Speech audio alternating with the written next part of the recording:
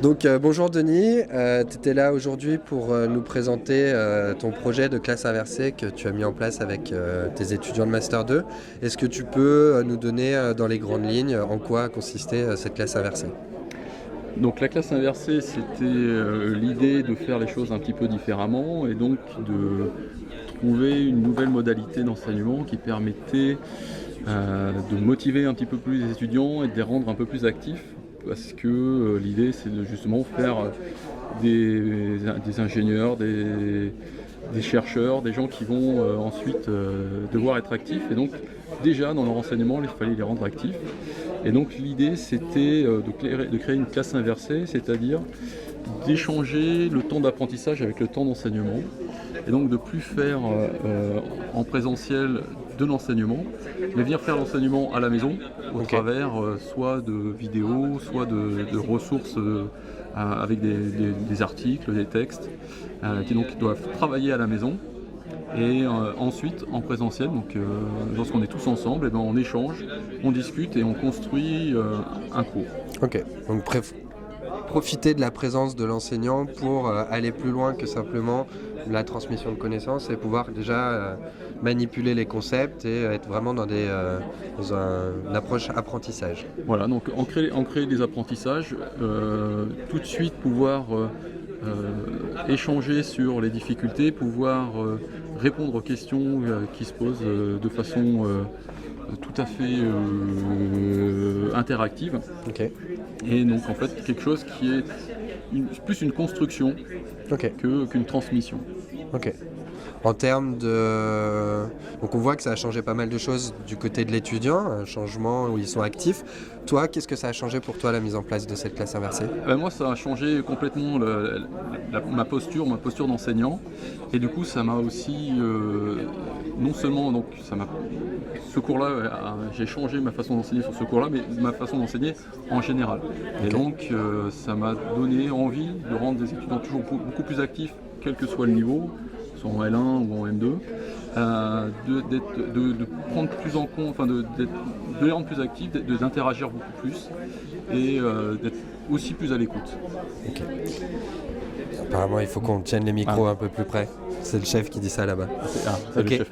Du coup, si tu devais donner des conseils à des enseignants qui hésitent à se lancer ou qui ont pour projet de se lancer dans une classe inversée, qu'est-ce que tu pourrais conseiller? Alors, je pourrais leur conseiller de ne pas hésiter. Ça c'est sûr, c'est de se lancer. Alors c'est vrai que c'est difficile de se lancer parce qu'on peut penser que ça va prendre beaucoup de temps. Ça prend du temps, mais ça prend pas plus de temps que de créer un nouveau cours. Et également on peut le faire évoluer au fur et à mesure du temps. Donc ça, il n'y a aucun problème là-dessus. Donc c'est un cap à franchir, mais c'est aussi une sorte un petit peu un défi intellectuel en fait. On retrouve vraiment un plaisir d'enseigner et à construire un cours et on retrouve aussi un grand plaisir à interagir avec les étudiants. Donc faut pas hésiter à se lancer, faut pas hésiter à avoir recours à ICAP. Pour les enseignants de Lyon 1, bien sûr. Pour les enseignants de Lyon 1, il ne faut pas hésiter parce qu'on est bien accompagné. Donc voilà, donc il faut pas hésiter à changer. Ok.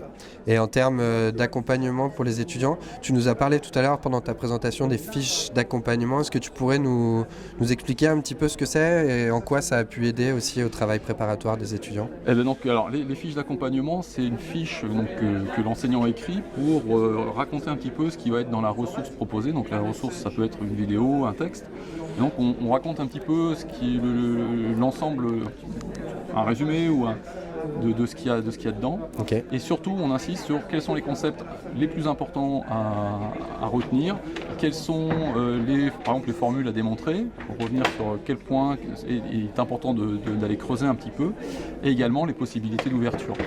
Cette fiche d'accompagnement elle est vraiment très importante parce que quand j'ai fait le test et de ne pas donner de fiche d'accompagnement, les étudiants ont trouvé ça beaucoup moins intéressant. On explique aussi un petit peu quelles sont les consignes en termes de travail préparatoire, quelles sont les questions auxquelles il faut répondre, ou c'est plus ciblé sur les points clés du coup? Dans la fiche d'accompagnement, oui, Ouais, c'est vraiment ok. cibler les points clés. Je pense Ok. que c'est ça qui est important. Ça marche, très bien. Et dernière question, on voit que toi, du coup, ça a fait un changement en termes de, notamment du plaisir enseignant, du plaisir d'enseigner. Est-ce que tu as observé, mesuré un impact en termes d'apprentissage des étudiants, au niveau des résultats notamment peut-être? Alors au niveau des résultats, alors au niveau de l'ambiance de classe, de l'interactivité, c'est sûr que c'est beaucoup plus plaisant, beaucoup plus intéressant. Les étudiants, le retour qu'on a, c'est que pour eux, c'est beaucoup plus motivant. Et donc la motivation étant Ouais. le moteur de l'apprentissage, c'est forcément impacté. Au niveau donc des cours, on a beaucoup plus d'interaction avec les étudiants et on construit vraiment quelque chose et donc on a des discussions qui peuvent aller très loin. Ok. Et donc on sent qu'ils ont compris plus de choses. Au niveau des notes, parce que finalement c'est ça qui mesure quelque chose, eh bien moi ce que j'ai vu c'était plutôt, enfin avant, plutôt une gaussienne centrée sur 10-12. Là j'ai plutôt vu un décalage et plutôt en fait une courbe en dos de chameau, avec toujours des étudiants aux alentours de 10-12, mais également un petit paquet d'étudiants aux alentours de 15-16. Ok. Et donc, pour certains, ça a vraiment un impact très, très important, pour d'autres, peut-être moins. Ok. Donc ça en a tiré certains vers le haut. Je pense que ça en a tiré Ok. certains vers le haut. Ouais. Ok, très bien. Des pièges à éviter peut-être? Donc, Je t'avais dit dernière question, je suis désolé. tu triches. Alors le piège à éviter, c'est que si on décide de passer en classe inversée, il faut passer vraiment. Et donc si on demande aux étudiants de regarder la vidéo et qu'ils ne le font pas, bah, tant pis pour eux. C'est le contrat pédagogique. Le contrat pédagogique, c'est si vous avez regardé la vidéo, on peut travailler. Si vous ne l'avez pas regardé, eh ben, on ne peut pas travailler. Donc tant pis, on ne travaille pas. Ouais. Et donc il ne faut pas... c'est un piège dans lequel je suis tombé la première année. Il faut pas, s'ils n'ont pas travaillé la vidéo, il ne faut pas essayer de faire un résumé parce que ceux qui l'ont fait, ceux qui ont fait l'effort de le faire, dans ce cas-là, se sentent un peu floués et se disent finalement à quoi ça sert. Et puis au fur et à mesure, ils font de moins en moins Et potentiellement le le travail. font de moins en moins. Donc il faut, lorsqu'on décide de passer en classe inversée, on explique le contrat pédagogique et ensuite on s'y tient. Ok. Merci Denis. De rien, merci.